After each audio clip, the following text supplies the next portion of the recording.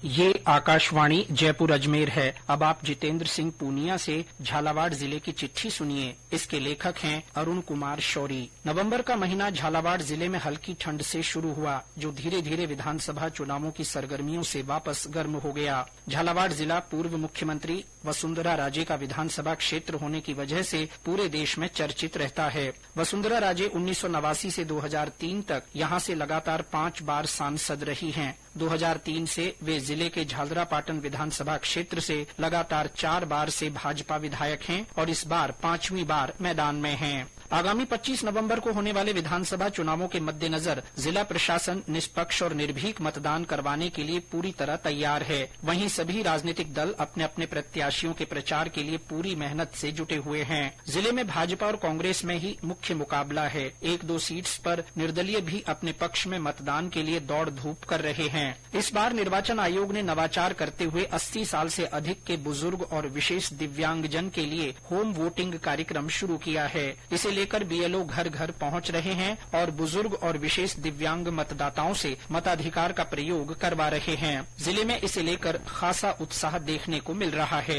जिला निर्वाचन अधिकारी ने जिले वासियों के अलावा जिले से बाहर रहने वाले प्रवासियों से भी मतदान करने की अपील की है। उन्होंने दीपोत्सव से लोकोत्सव तक शीर्षक से आमंत्रण पत्र के माध्यम से जिले के प्रवासियों से आग्रह किया है कि वे मतदान की तारीख यानी 25 नवंबर तक जिले में ही रुकें और अपने मताधिकार का उपयोग करके ही जाएं। विधानसभा चुनाव के लिए झालावाड़ जिले में कुल 1136 मतदान केंद्र बनाए गए हैं, जिनमें 1131 मुख्य और 5 सहायक मतदान केंद्र हैं, जिन पर जिले के कुल 10,75,982 मतदाता अपना वोट डालेंगे। जिले के चारों विधानसभा क्षेत्रों में कुल 23 प्रत्याशी हैं। निर्वाचन आयोग की ओर से प्रत्याशियों के चुनावी खर्चों पर नियमित रूप से निगरानी रखी जा रही है। इस बार विधानसभा चुनाव में कई नवाचार किए गए हैं, जिसके तहत होम वोटिंग का कार्य जारी है। साथ ही राजकीय अभियांत्रिकी महाविद्यालय के विद्यार्थियों की सहायता से होम वोटिंग के कार्य की रियल टाइम मॉनिटरिंग के लिए एक ऐप भी बनाई गई, जिसके द्वारा जिले में हर मतदान केंद्र पर हो रही मतदान की पल पल की पूरी जानकारी निर्वाचन आयोग को मिलती रहेगी। जिला प्रशासन की ओर से जिले में अधिकाधिक मतदान के लिए मतदाता जागरूकता अभियान से मतदाताओं को जागरूक किया जा रहा है।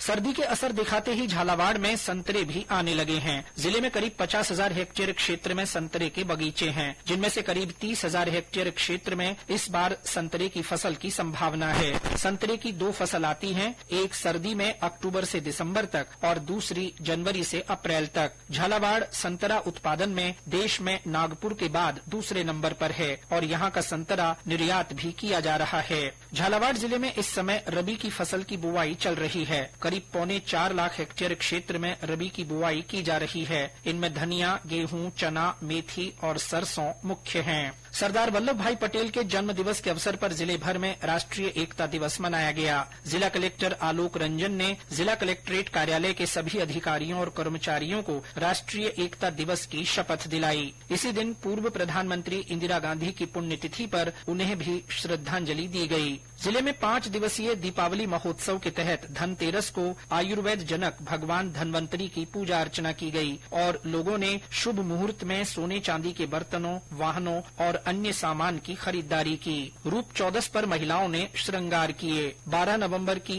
रोशनी का पर्व दीपावली मनाई गई। लोगों ने नए वस्त्र आभूषण पहने और घरों और प्रतिष्ठानों पर सजावट की गई और लक्ष्मी पूजन किया। दीपावली के अगले दिन गोवर्धन पूजा की गई। 15 नवंबर को जिले में भाई दूज का पर्व मनाया गया। बहनों ने भाइयों के माथे पर तिलक लगाया और मुंह मीठा करवाया और भाइयों से आशीर्वाद लिया और भाइयों ने बहनों को उपहार दिए। भाई दूज पर ही ग्रामीण क्षेत्रों में लोक देवता घास भैरू जी की सवारी निकाली गई। झालावाड़ की बौद्ध साइट का भी अंतर्राष्ट्रीय स्तर पर प्रचार प्रसार किया जाएगा। पर्यटन विभाग की प्रमुख शासन सचिव गायत्री राठौड़ के नेतृत्व में एक टीम ने हाल ही में जापान के टोक्यो में टूरिज्म एक्सपो में भाग लिया था। इसके साथ ही झालावाड़ जिले की चिट्ठी समाप्त हुई।